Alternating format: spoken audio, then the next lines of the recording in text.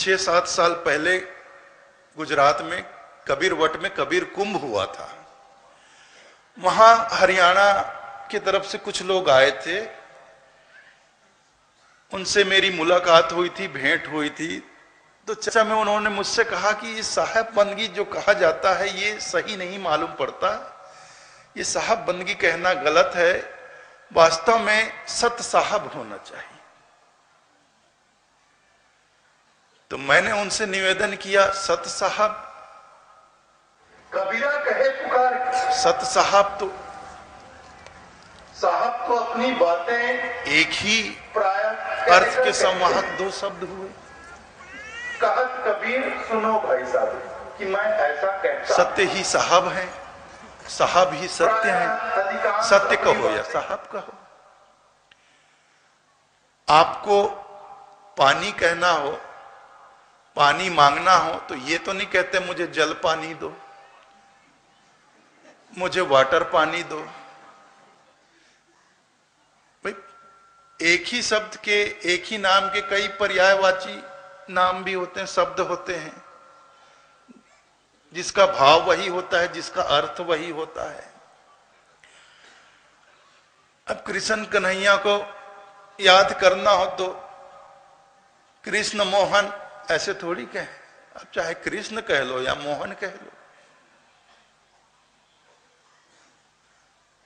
भाव दोनों का एक ही है, अर्थ दोनों का एक ही है। तो सत्य कहो तो वह सत्य ही साहब है, और साहब कहो तो साहब ही सत्य है। लेकिन जो सत्य है, जो साहब है, उनकी जिंदगी में बंदगी भी करोगे कि नहीं करोगे? साहब साहब ही कहते रहोगे, सत्य सत्य ही कहते रहोगे, कि जिंदगी में कभी उनकी बंदगी भी करोगे? बंदे तू कर बंदगी, साहब कहते हैं, बंदे तू कर बंदगी, जो पावे दीदार, अवसर मानुष जन्म का मिले न दूजी बार। बंदे तू कर बंदगी, किसकी बंदगी? साहब की बंदगी। कबीरा कहे पुकार के, कबीरा कहे पुकार के। साहब तो अपनी बातें प्राय कहकर कहते हैं। कहत कबीर सुनो भाई साधु कि मैं ऐसा कहता हूं। प्राय अधिकांश अपनी बातें कहकर कहते हैं, कहत कबीर सुनो भाई साधु। लेकिन ये ऐसी बात है जिसे साहब कहकर नहीं कहते, पुकार कर कहते हैं, और पुकार सदा अंतरात्मा की होती है। पुकार जो होती है वह अंतरात्मा से निकलती है। तो साहब ये बात पुकार के कह रहे हैं, कबीरा कहे पुकार के, दो बातें कर ले, एक साहब की बंदगी और भूखों को कछु दे। जिंदगी में दो काम जरूर कर लो, और कुछ कर सको ना कर सको कोई बात नहीं, लेकिन दो काम जरूर कर लो। एक तो साहब की बंदगी करना सीख जाओ, बंदगी करो, और दूसरा भूखे को कछु दो। कोई भी भूखा मिल जाए, कोई भूखा द्वार पे आ जाए तो उसे तुष्ट करो। और भूखा केवल इंसान नहीं, कोई पशु पक्षी भी भूखा अगर द्वार पे आ जाए तो उसे भी, अगर यथा योग्य जो भी जितना जैसा सामर्थ्य है, उसे भी भोजन पानी प्रदान करो। ये दो काम भी जीवन में हमने कर लिया तो समझ लो हमारा रास्ता साफ हो गया।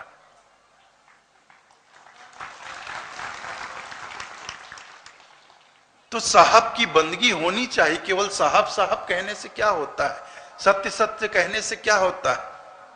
उसकी बंदगी करोगे, बंदगी करेंगे, वंदन करेंगे, तब तो भाव आएगा हमारा। देखिए बंदगी एक भाव है,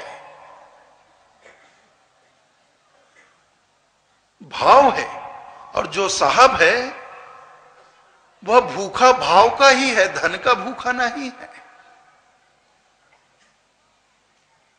बंदगी एक भाव है, हमारा भाव है। बंदगी जब हम करते हैं तो अपने एक भाव को हम प्रकट करते हैं।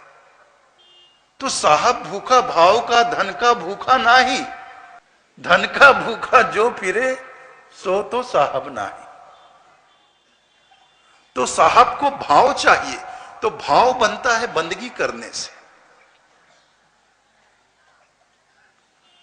धार ले सतनाम साखी बंदगी कर ले जरा, नैन जो उल्टे कबीरा साईं तो सम्मुख खड़ा। धार ले सतनाम साखी, सतनाम को हृदय में धारण कर लो और बंदगी कर लो जरा। जो सत्य है, जो साहब है, उसे सुमरन में बिठा लो।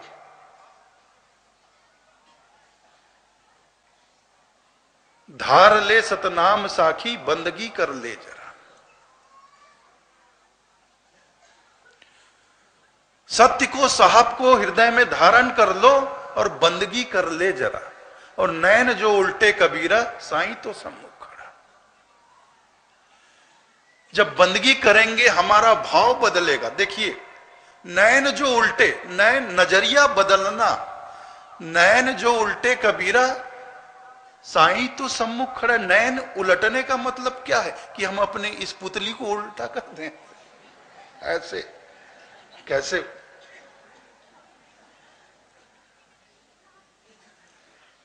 नैन जो मतलब नजरिया हमारा जब बदलता है, दृष्टिकोण को उलटना, दृष्टिकोण जब हमारा पलटता है, तब वह साईं, वह साहब तो हमारे सम्मुख ही विराजमान है। तो भाव से ये सब बातें होती हैं। सुमिरन बंदगी कर साहब की, काल नवावे माथा। सुमिरन बंदगी कर साहब की, काल नवावे माथा। जग में गुरु समान नहीं दाता, सब जग मांगन हारा। कहत कबीर सुनो धर्मदासा, मानो वचन हमारा। जग में गुरु समान नहीं दाता, सब जग मांगन हारा। तो सुमिरन बंदगी कर साहब की। बार बार साहब बंदगी के लिए कह रहे हैं, बंदगी करो और साहब की बंदगी करो। केवल साहब साहब कहने से कुछ नहीं होगा, केवल सत्य सत्य कहने से कुछ। सत्य साहब तो एक ही बात हो गई। सत्य साहब, सत्य साहब, सत्य साहब। आप मतलब ऐसे ही कह रहे हैं जैसे कोई जल पानी जल पानी जल पानी कह रहा हो।